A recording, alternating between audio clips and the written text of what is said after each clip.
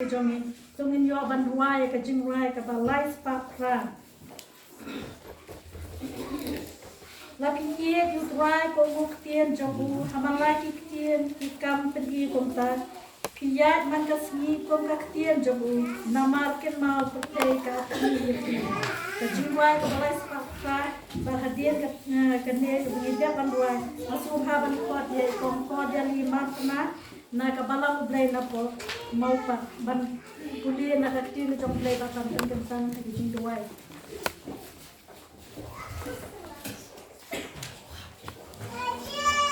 tayo buat La piit ban bun yu jisu long shi bai ba shlur shi sha wan ai ban gren ben ya gerten ku jong u ilman kasih uba hong kum batin jong u kadawa marong lo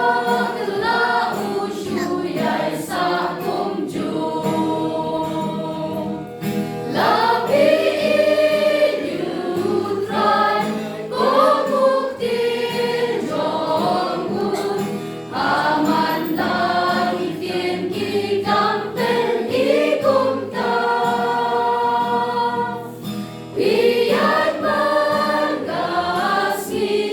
kum taktin jong u namar ken lo pertei ka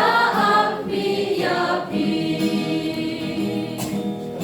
Jing im jong ti ka kun ne em kum ba ong taktin tu play Pi pen i ben ya ka jing ai e u play Pi sha bom play da jing yai sha aba wan ti lo ba dum Pi pen ma jing